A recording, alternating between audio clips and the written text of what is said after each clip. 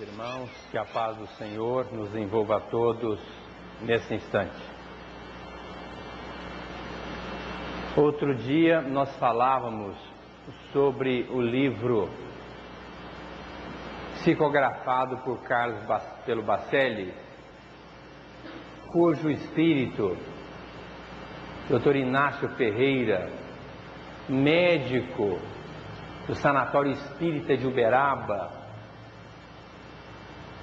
trazia para nós uma mensagem de conscientização, nos chamando a atenção para a nossa responsabilidade perante esta vida. E conversando com um amigo a respeito, ele disse da dificuldade que tem para modificar-se diante da problemática da vida. E em conversa nós lembramos de um diálogo que Jesus manteve com Pedro, o discípulo amigo, logo depois que ele proferiu o famigerado, célebre Sermão da Montanha. E quando eles desciam, Pedro, junto com ele, disse ao mestre: Senhor, que coisa linda! Esta tarde foi extremamente significativa, porque até então eu sempre muito afeito à lei que é cobradora, que é muito rígida, mostra um pai severo, às vezes até vingativo. Agora eu vejo uma proposta diferente quando o Senhor nos fala das bem-aventuranças. Eu só fiquei intrigado com uma coisa, porque depois da mensagem, já no final, o Senhor fala do amor ao inimigo. Senhor, por mais que a gente queira amar o inimigo, é impossível. Aí Jesus entendeu a dificuldade de Pedro e começou a conversar ternamente com ele. E disse assim: Pedro, eu estou entendendo você, mas a mensagem do Evangelho veio exatamente para estabelecer os pilotis da transformação do homem, que são a responsabilidade, a abnegação e o trabalho próprio. Porque o homem precisa ter consciência da sua responsabilidade perante a vida, que a vida é extremamente importante e ela exige do homem profunda responsabilidade perante a sua trajetória no seio da terra. Diferentemente deste homem, dizendo Jesus ao Pedro, que hoje vive de uma maneira irreverente, sem atentar para esses detalhes, plantando sem se dar conta que a colheita será certa e que virá para ele no momento aprazado a colheita de acordo com seu plantio. E ademais, o homem, Pedro, tem que ser abnegado, dedicado à sua proposta, porque se ele não se dedicar com afinco, por certo o trabalho será deixado pela metade, ou talvez por um terço. O homem tem que ser abnegado, dedicado no cumprimento do seu dever. E não tem outra alternativa, Pedro. O trabalho é de cada um. Cada um vai construir a sua própria trajetória. Aí o Pedro pensou, lágrimas nos olhos, emocionado, naquele colóquio estreito com o mestre, que lhe falava com doçura, mas com firmeza. Mas Senhor, como haveremos de travar contato com o inimigo, quando a gente sabe que o inimigo é sempre um agressor, e nós temos que silenciar? Pois então, Pedro, quando o inimigo abrir a boca para estabelecer contendas, silencie, Pedro. Cala, não fale nada. Eu sei, Senhor, mas mesmo que eu fale nada de grave ou eu silencie, às vezes ele vai me agredir fisicamente. Pois então, Pedro, ofereça a outra face. Mas, Senhor, e se eu oferecer a outra face e ele for mais contundente e tirar a minha própria vida? Pois então, Pedro, você se liberta, ele se acrisola. Mesmo que for para perder a vida, Pedro, é melhor que você a perca do que você faça com que alguém perca a vida, pela qual você será responsabilizado. Pedro, nós quando perdemos a vida física, adentramos para um mundo espiritual, que é a realidade do Espírito. Você não ouviu quantas vezes eu dizer que o meu reino não é deste mundo, Pedro? Se o meu reino fosse deste mundo, Pedro, 12 legiões de anjos estariam a meu favor, à minha mercê, para me defender. 12 legiões de anjos significa 72.000 criaturas angelicais defendendo Jesus.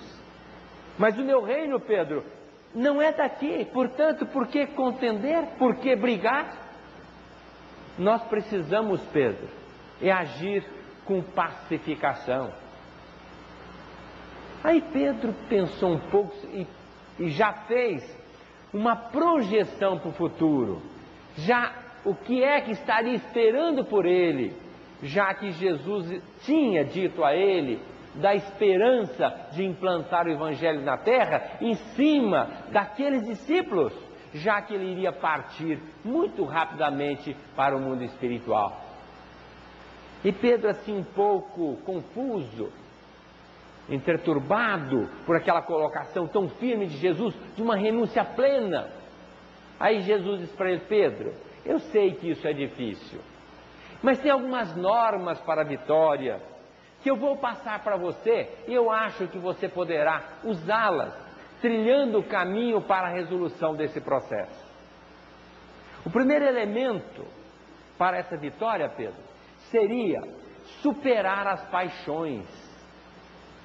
Um homem é muito apaixonado ainda pelas coisas transitórias, pelas coisas superficiais, pelas coisas aparentes, quando na verdade a vida é feita de essências. Portanto, o homem precisa aprender a superar as paixões. Quantas vezes nós nos apaixonamos indevidamente? Apaixonamos por um cigarrinho, colocamos cigarrinho aqui no bolso, do lado esquerdo, junto do coração, e dizemos: sem ele eu não vivo.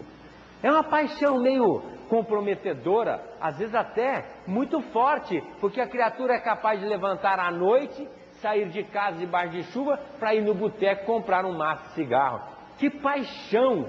Às vezes não é capaz de comprar um remédio para a esposa, mas vai no boteco comprar um maço de cigarro. Quantos são apaixonados pela cervejinha de final de semana? Hoje, um casal levou um filho de 24 anos, melhor dizendo 25 anos, no meu consultório, dizendo à mãe, numa cartinha que ela colocou antes para que o filho não se apercebesse, dizendo que o filho é um filho maravilhoso, mas quando bebe é um desastre. Neste último final de semana, pegou uma cadeira e arremeteu-a contra uma outra criatura, nem percebendo das consequências. Não relatou o fato, mas deixou transparecer que foi uma situação gravíssima, e por isso ela pediu que o filho fosse estar conosco, para que parasse com a cervejinha de final de semana. Porque ele trabalha, não bebe durante a semana, mas no final de semana bebe todas. É uma paixão com aquela cervejinha geladinha, transpirante. Quantos outros não são apaixonados por outras drogas, mal sabendo que essa paixão gera comprometimento mais tarde, e sem levarmos em conta outras paixões, que se nós formos fazer uma elucubração mental, nós vamos enumerá-las todas, que são a razão da nossa desdita.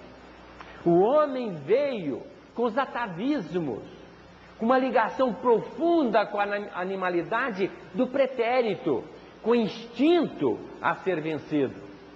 Então vem agora esse instinto em forma de paixão que às vezes domina e leva a pessoa a situações esdrúxulas. Então disse Jesus: Pedro, comece a vencer as suas paixões.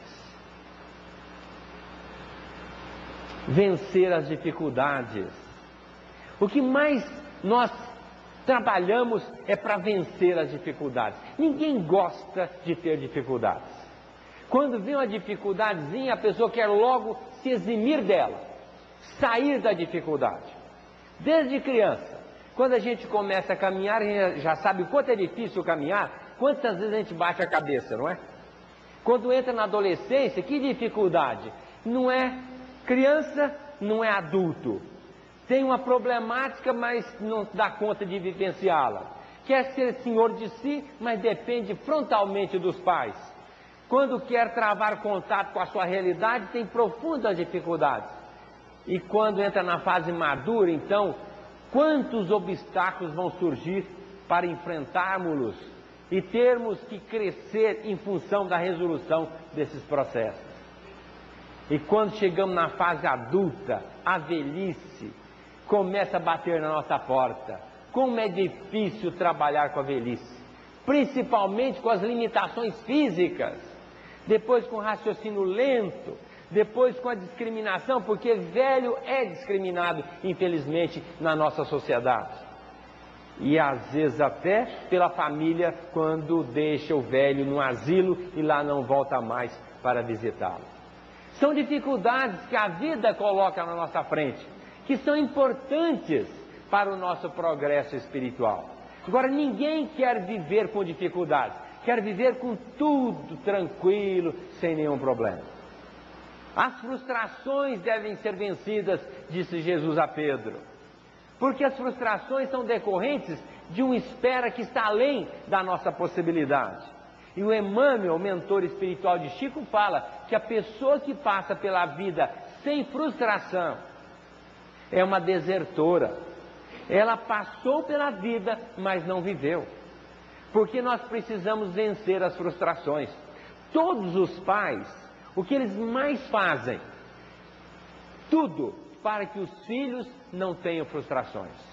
Eles querem que os filhos vivam plenamente, sem nenhuma problemática, sem nenhum desgosto, sem nenhuma dificuldade. Quando na verdade os filhos vão crescer e vão perceber que o que mais nós temos, graças a Deus, são as dificuldades. Mas se os filhos não forem trabalhados para isso, vão se frustrar e não vão saber lidar com as dificuldades. E o Anquiti, um representante de uma seita religiosa, 3.000 anos antes de Jesus, já dizia que a pessoa frustrada, ela adoece.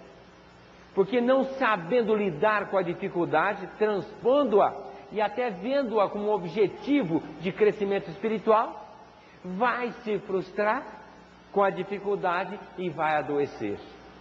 Como é importante nós vencermos as nossas frustrações.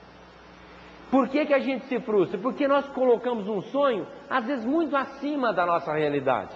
Nós pensamos muito alto, não andamos com os pés no chão. Às vezes até voamos um pouco além. E a queda muitas das vezes é muito grande. Precisamos aprender com Jesus, vencer as dificuldades, renunciar quando se pode exigir, porque às vezes nem sempre nós estamos dispostos a renunciar. Às vezes a pessoa se acha no direito de exigir, e exige e cobra, quando na verdade ela poderia renunciar. Não foi sem causa que Jesus colocou: quem quiser seguir-me, renuncie a si mesmo, pegue a sua cruz e me siga. Renunciar a si mesmo, não também cruzar os braços diante da problemática, procurando solucioná-la, sim, sem dúvida, mas saber renunciar-se em prol de alguma coisa, quando muitas das vezes nós podemos exigir e cobrar. Poucas são as pessoas que estão dispostas a renunciar. Às vezes perdemos um emprego e granjeamos logo outro em seguida, mas não perdoamos os patrões que nos mandaram embora. Não sabemos renunciar em prol de uma situação que, por sinal, vinda de Deus, será melhor no futuro, porque sempre nós achamos que aquele momento é um desastre na nossa vida e não caminhamos para a frente. Hoje uma moça no Hospital Santa Helena, enfermeira, logo de manhã disse assim: Aguinaldo, faça uma oração para mim. Eu disse: minha filha, mas por quê? Minha vida está muito difícil, eu estou atravessando momentos dificílimos.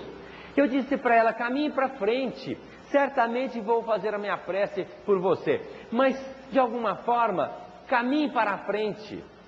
Os problemas nossos quase sempre são resolvidos por eles mesmos. Nós não precisamos fazer nada, basta que esperemos. Deus tem às vezes soluções hospitaleiras, auspiciosas, esperando por nós. Mas a gente acha que aquele problema não terá fim, não terá solução e será a nossa desdita. Pelo contrário, quase sempre aquela problemática se dilui, desaparece com o tempo e nem temos que fazer nada, apenas caminhando para frente, cumprindo a nossa obrigação diuturna. E eu dizendo para ela, enfatizei: não perca tempo, ore como se tudo dependesse de Deus, mas trabalhe como se tudo dependesse de você. Vai adiante, não se deixe abater. Espere e eu tenho certeza que amanhã você encontrará uma resposta promissora para essa situação que você está vivendo agora. Renuncie em prol de alguém, caminhe e eu tenho certeza que lá na frente tudo se acertará.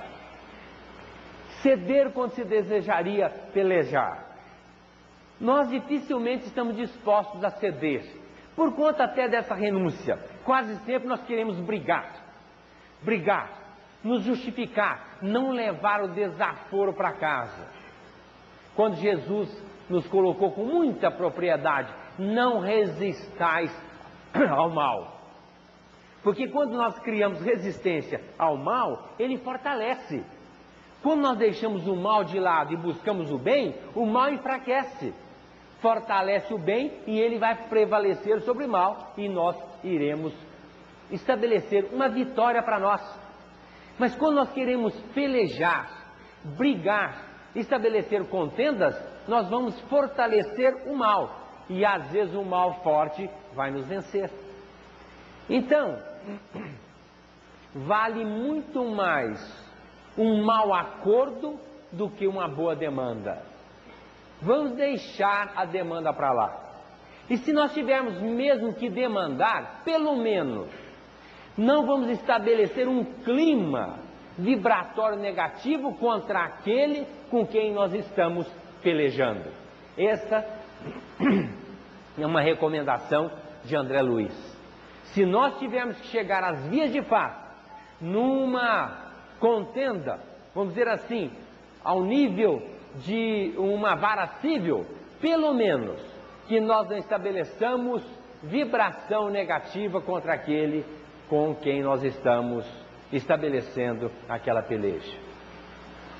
Para finalizar, amar quando tudo conspira contra este sentimento. Jesus disse isso para o Pedro: Pedro, ame quando tudo conspira contra o amor. O Pedro, ele,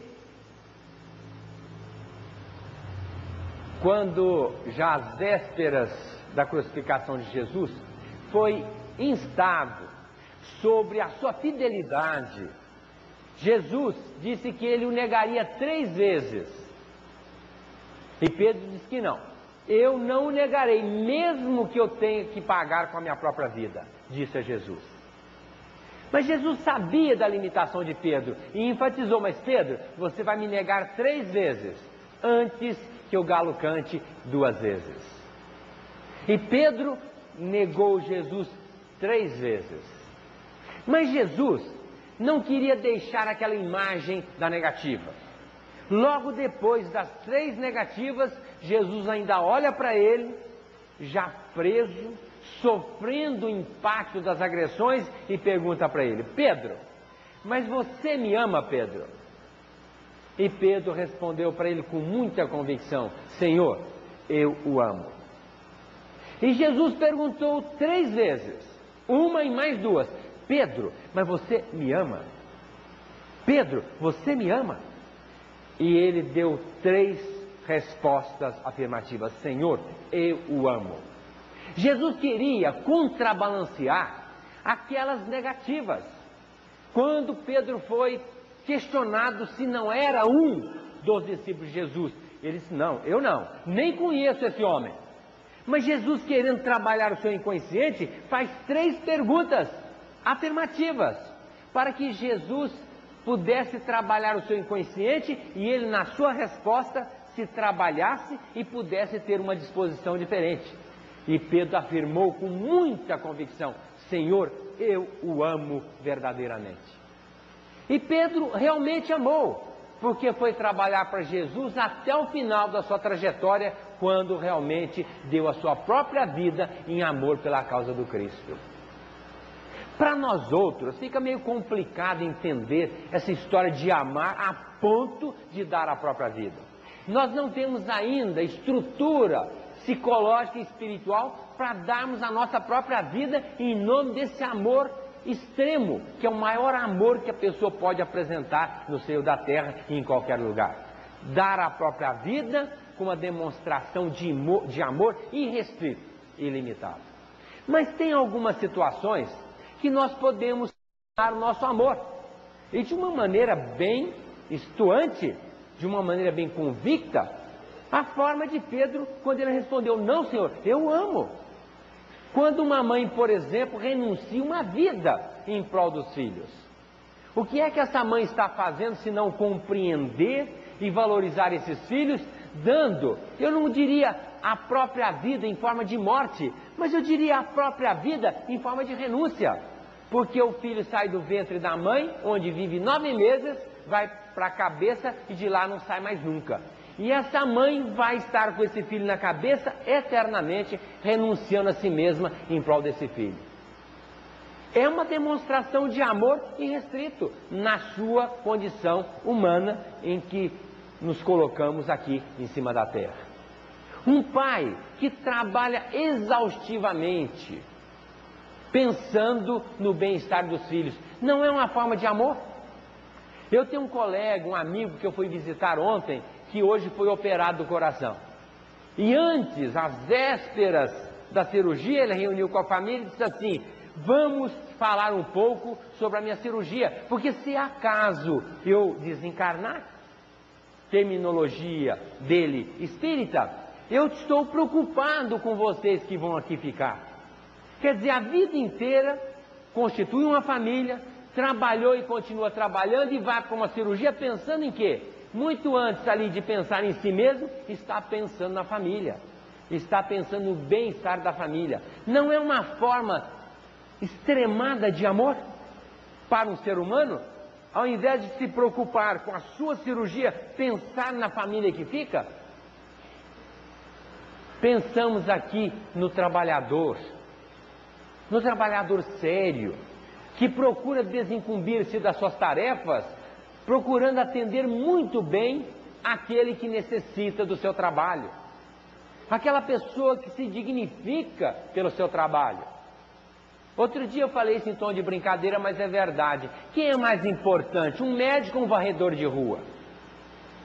Sem dúvida nenhuma que os dois estão no mesmo patamar.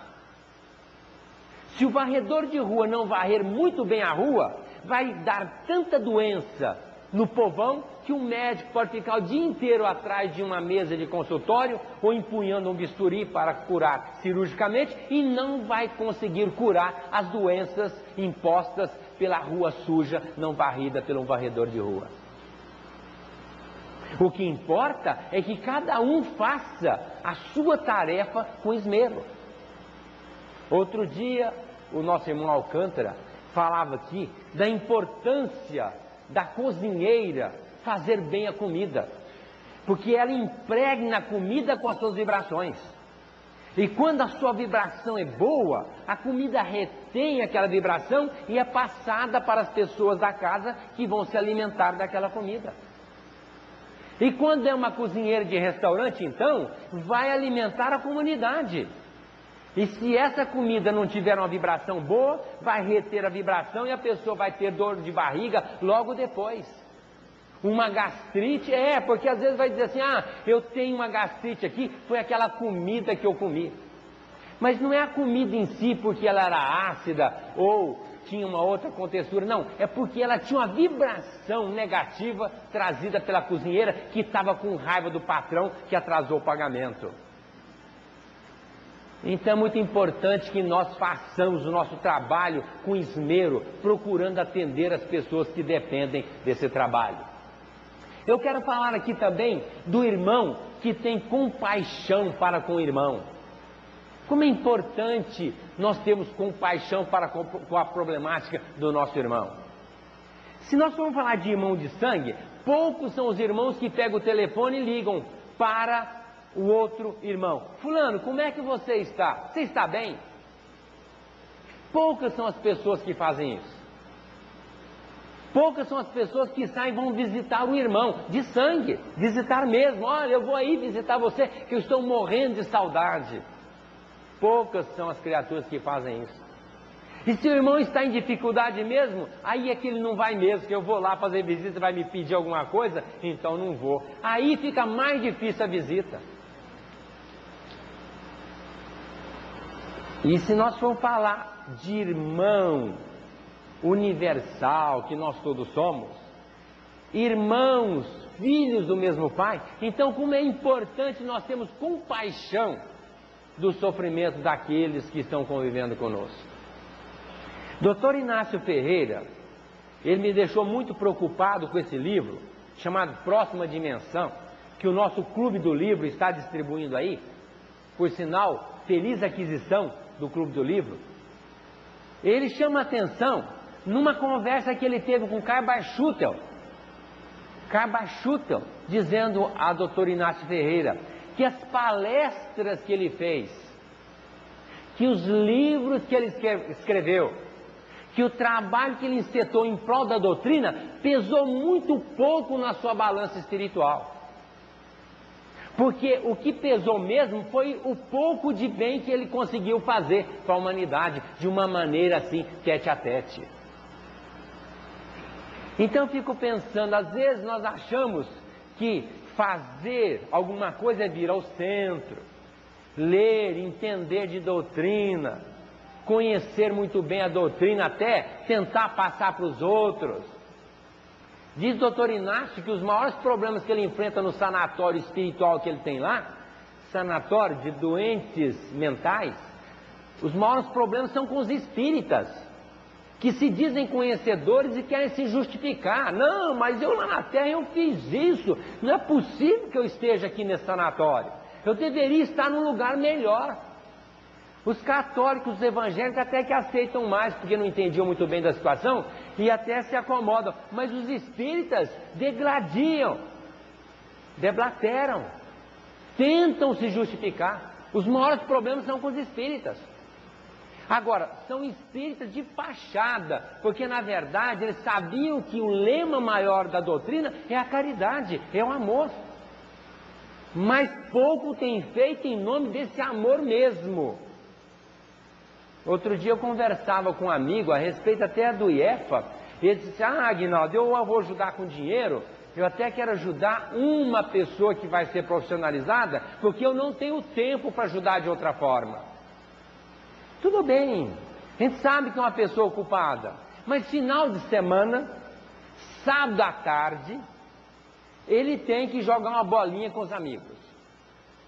Aí não dá tempo para fazer nada de trabalho no bem lá junto das pessoas carentes. Domingo de manhã tem que dormir até um pouco mais tarde, porque saiu à noite, né? Está um pouco cansado. Domingo à tarde também não dá para fazer muito bem, porque não dá para fazer muita coisa lá fora, porque tem que ficar com a família. Afinal de contas, ontem eu joguei bola, hoje de manhã eu dormi, de tarde eu tenho que ficar com a família. E não dá para fazer nada lá fora. Agora, domingo à noite tem que dormir cedo, porque segunda-feira o trabalho é pesado e não dá para fazer nada. Então, o tempo é uma questão de prioridade. Nós temos que fazê-lo. E se nós quisermos subir um pouquinho mais na nossa escala evolutiva, nós temos que trabalhar no bem diretamente com as pessoas carentes. Porque é lá que nós vamos vencer o orgulho, a vaidade, o orgulho, a presunção e todas as nossas outras falências da alma. Porque quando a gente dá uma ajudazinha assim material, eu estou ajudando o centro, estou profissionalizando alguém. Bate no peito, olha, eu sou ótimo. O que é isso? Vaidade, orgulho. Quando faz um trabalhozinho, mas eu faço um trabalho, você nem imagina o tamanho. O que é isso? Presunção. Quando a gente é chamado a fazer uma coisinha um pouco mais, não, mas eu já ajudo tanto, isso já é demais. O que é isso? Egoísmo. Então, para nós vencermos isso e darmos um voo mais alto no plano espiritual, porque o doutor Inácio está muito preocupado, porque ele era médico aqui e trabalhou mais de 50 anos trabalhando junto a pessoas carentes, no Sanatório Espírita de Uberaba, atendendo pessoas que podiam pagar e as pessoas pobres. Chegou no plano espiritual, continua médico, trabalhando no sanatório, tratando de loucos e não conseguiu divisar uma instância superior. Ali é o seu patamar. E para chegar, merecer a uma instância superior, vai ter que ralar muito. Então a gente acha que vai chegar no plano espiritual e vai arrebentar a boca do balão. Vai diretamente para o céu. Diz o Chico que ele iria para o céu. Centro Espírita Umbralino. Nós sabemos que o Chico não foi para o céu, Centro Espírita Umbralino, porque ele foi realmente para uma instância muito superior. Mas nós, se merecemos ir para esse céu, trabalhar no Centro Espírita no Umbral, já está bom demais. O duro é quando a gente não tem nem mérito para trabalhar nesse Centro Espírita do lado de lá. Aí fica mais complicado.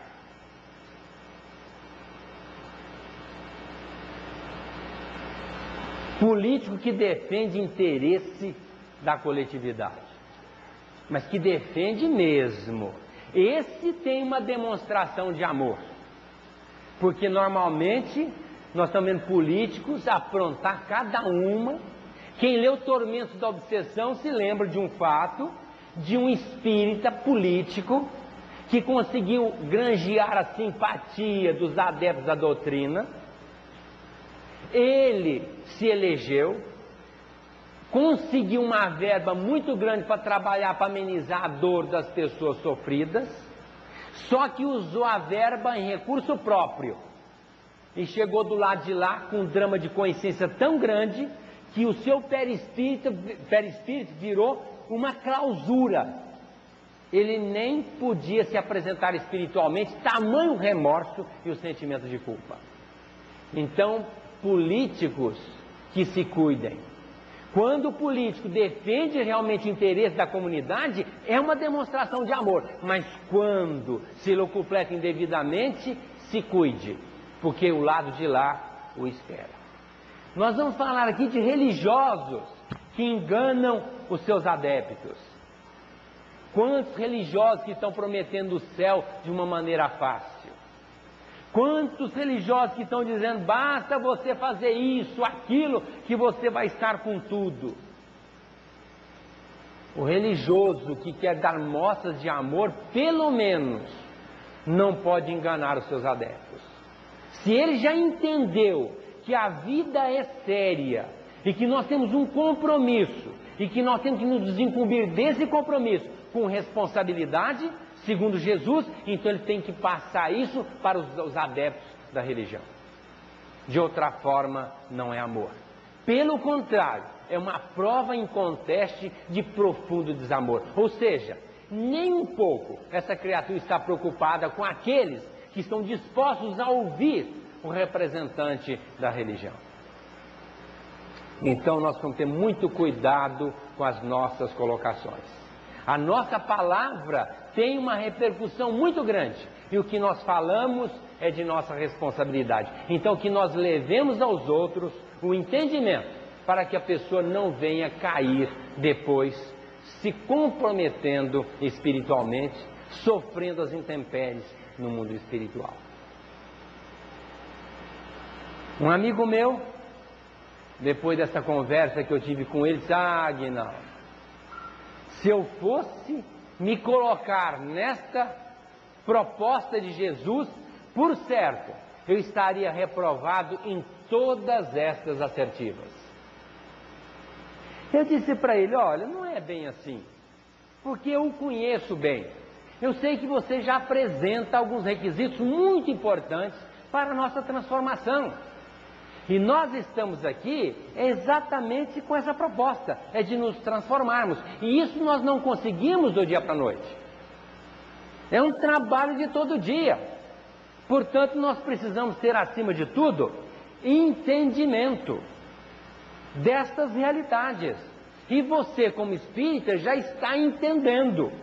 Eu acho que o duro é aquela pessoa que não entende e acha que pode aprontar e fazer todas e tudo vai estar muito bem.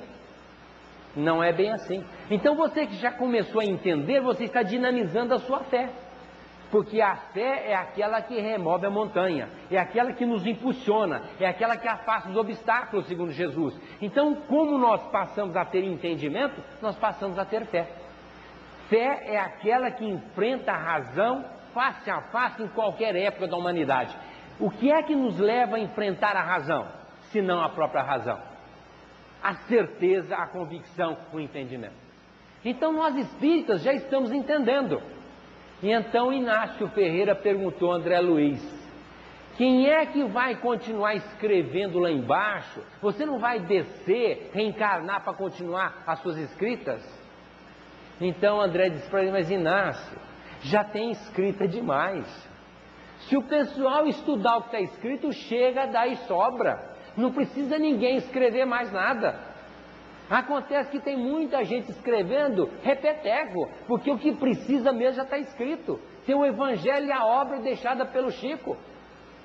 Se nós formos estudar as obras do Chico, nós temos mais ou menos umas 10 reencarnações pela frente, para estudarmos, para depois esperarmos que Deus providencie alguém para nos informar um pouco mais. Por enquanto chega, dá e sobra. Então é necessário que nós estudemos para modificar o nosso entendimento e ampliar a nossa fé e vir por consequência a nossa transformação. Já dissemos lá no começo, a proposta do Cristo, o Evangelho veio para nos trazer responsabilidade, porque quando a pessoa entende, ela fica responsável.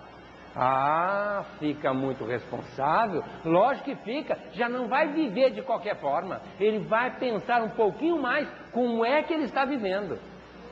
Porque de repente a vida continua do lado de lá, e como se morre, se vive, como se vive, se morre. É uma sequência natural, a morte não existe, ou nós estamos aqui, ou nós estamos lá. Do jeitinho que nós nos fizermos aqui, nós vamos estar do lado de lá. E do jeitinho que nós estivermos do lado de lá, nós vamos estar do lado de cá. Então a responsabilidade perante a vida. E ele, Inácio Ferreira, fala dos médiuns que vêm para cá com um entendimento. Ah, eu vou chegar na Terra, eu vou ser um senhor médium. Mas chega aqui, de médium mesmo, ele só faz intercâmbio mediúnico para se locupletar, porque para atender a espiritualidade é só comecinho, basta atingir um patamarzinho. Ah, mas está muito difícil, não, eu não aguento isso, para mim chega, eu já fiz o suficiente, e vai embora. Só que desencarna, volta para lá, e lá tem uma escola de médium sim, é o chamado liceu, escola de médium. Tem lá um doutor responsável só para preparar os médiuns que vêm trabalhar pela doutrina aqui no céu da terra. Só que chega aqui, onde está a responsabilidade? Foi embora, acho que ficou do lado de lá e não veio com ele. Disciplina. Como é importante a disciplina. Aliás, os espíritos fazem questão de frisar a disciplina. A pessoa disciplinada.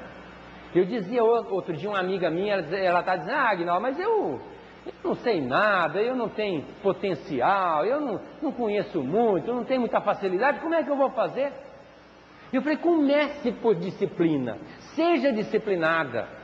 Quando a pessoa é disciplinada, ela é usada para alguma coisa.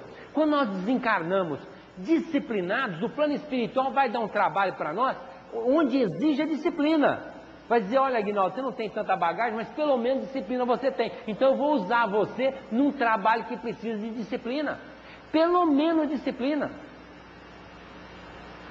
O Dirceu, que faz um trabalho aqui muito interessante, Alta de Souza, ele diz que tem uma dificuldade com os trabalhadores do Alta de Souza, porque no sábado eles passam distribuindo as sacolinhas. Depois, no outro, eles vão buscar aquelas sacolinhas. Só que eles começam distribuindo 10 pessoas ou 15 pessoas. E distribuem sacolas em muitos lares. Aí no outro sábado só vem 4. Não dá conta de pegar nem 1/3 das sacolas. O que é isso? Indisciplina. A pessoa acha que pode pegar um trabalho e vir o dia que bem entender. Nós no começo tivemos muito problema com os médios passistas daqui. Tivemos muitos problemas sim. Os médios chegavam aqui, passistas, acho que dava dor de barriga, dor de cabeça. Hoje não preciso ir porque o centro tem lá os outros médios, já dá, é o suficiente, eu não preciso ir. Mas um pensava assim, o outro pensava assim, o outro pensava assim. Tínhamos poucos médios para atender a demanda e nós tínhamos dificuldades. Houve dia que nós tivemos que dar passe coletivo, aqui todo mundo sentado fazendo uma prece. Mas graças a Deus, os médios hoje entenderam o significado do trabalho. Não faltam de jeito nenhum. Está com dor de cabeça, toma um remédio e vem. Tem outro probleminha, passa por cima e vem. Estão todos aqui.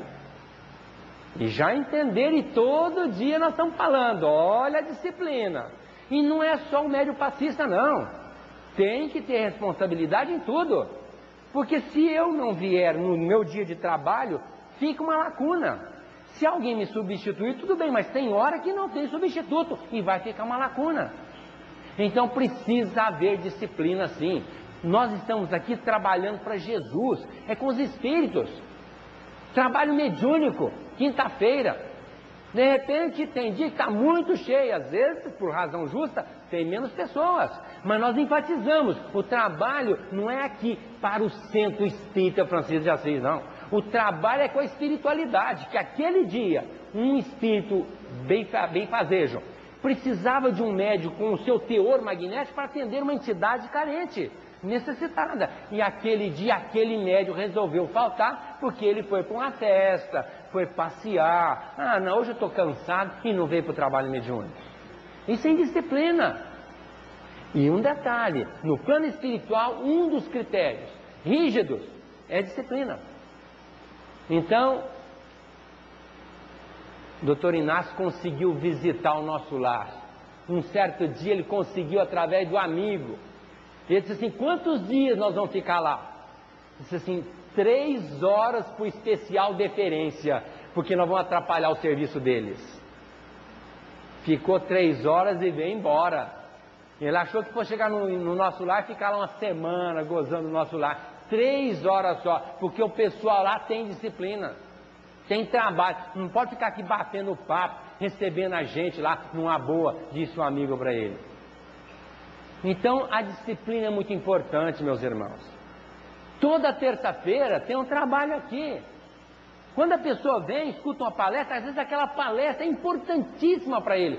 Foi um toque sutil para o seu despertamento. Hoje eu não vou não, estou cansado. Aliás, eu tive um dia difícil. Hoje eu não vou não. Terça que vem eu vou. Falta de disciplina. Agora, disse o Cristo, se não sois fiéis nas pequenas causas, que dirá nas grandes?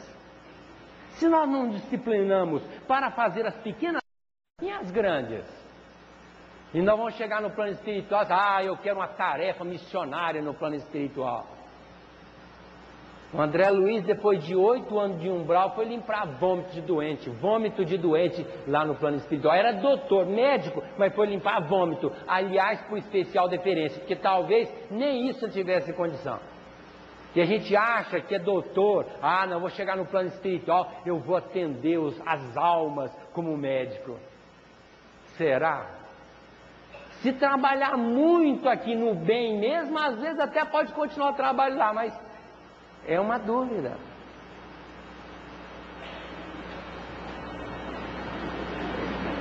Esse tempinho é para mudar a fita, para gravar a palestra, tá certo? Mas entendam que para nós fazermos a nossa transformação é importante perseverança. Perseverança, aquela pessoa que o Cristo chamou a atenção, abnegação, que é a mesma coisa, é a pessoa determinada. Quantos entram no Espiritismo pela dor? Quase sempre nós entramos pela dor. Se acerta e bate em retirada. Deixa os outros falando sozinho, não, já estou ótimo, estou bem, já sarei o que eu tenho que fazer aqui, já estou indo embora. Não era hora dessa pessoa dizer, não, eu fiquei curado aqui e agora eu vou ajudar as outras pessoas a se curarem. É o caso do Desaate. Tem um irmão que eu não vou citar nominalmente, ele está aqui no plenário. Ele chegou aqui dependente de uma droga. E ele se curou, ou pelo menos, vamos dizer assim, ele está abstêmio nesses longos anos de Desaate, só que ele ficou. E hoje ele está aqui trabalhando para ajudar os outros que estão chegando aqui com as dificuldades para vencer os seus vícios. O que ele está sendo? Perseverante. Chegou aqui, se curou e continua trabalhando. Trabalhando para amenizar a dor do outro.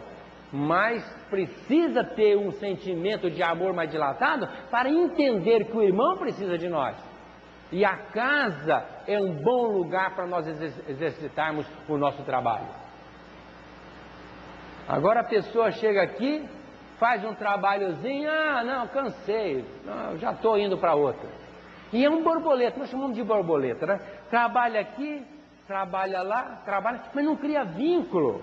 Não estabelece um vínculo para trabalhar mesmo para valer, quando na verdade o vínculo é muito importante, porque ninguém faz um trabalho sozinho, é de grupo. E quando soma força, o trabalho engrandece. Então é muito importante a perseverança.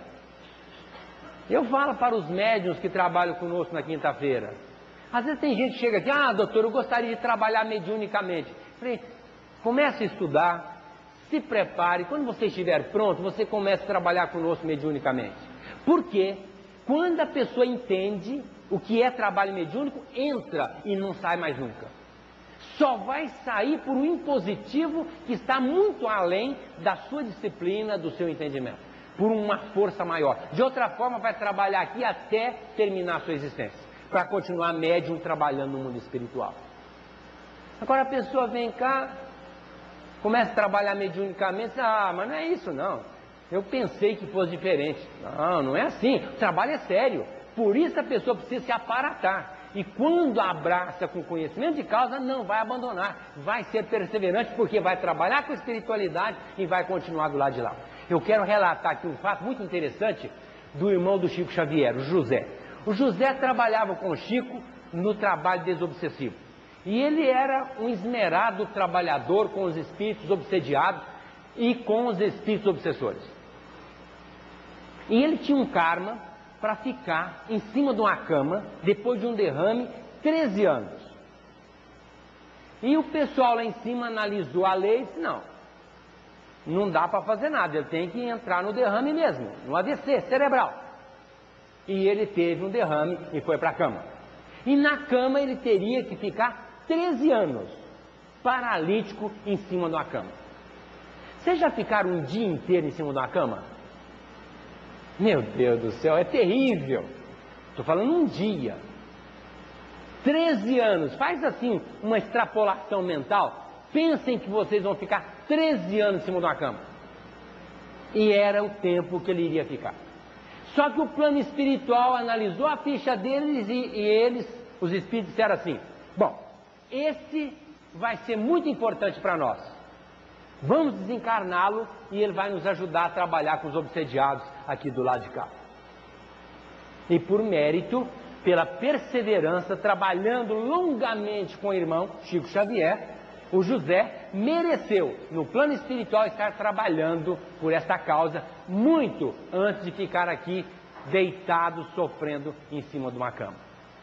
Para finalizar, a nossa transformação vai acontecer mesmo quando nós tivermos o verdadeiro sentido da caridade.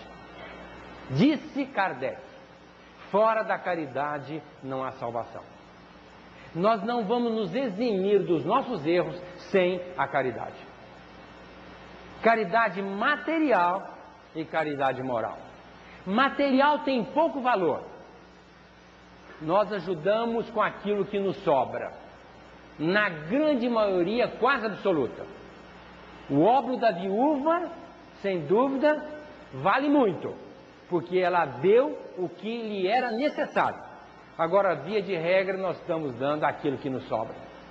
Não deixa de ser importante a caridade material, porque muitas das vezes nós amenizamos uma dor com um remédio que nós compramos, nós amenizamos uma fome com a comida que nós damos, nós amenizamos um frio com o cobertor que nós dividimos.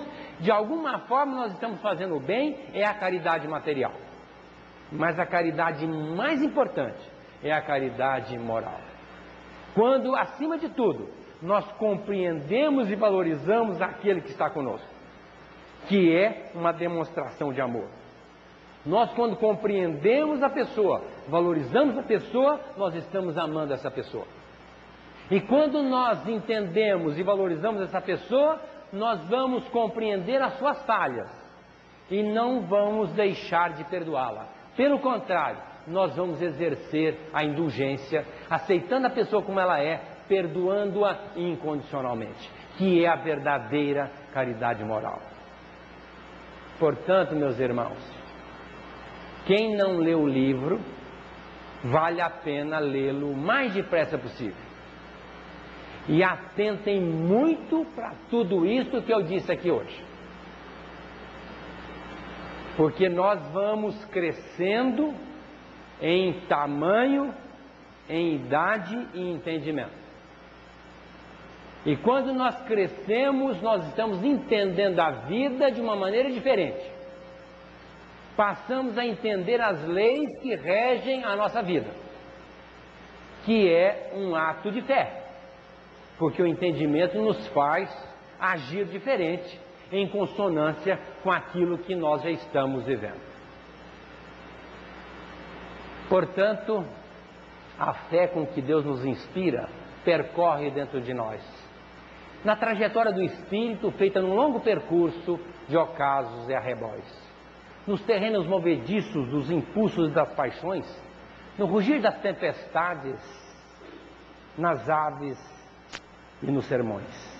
Percorre também os prados serenos, verdes e fecundos, das ideias luminosas pelos astros e pelos mundos, abrindo novas veredas por entre risonhos vales ou desolado deserto, sangrando os pés no caminho de cardos e aculhos coberto.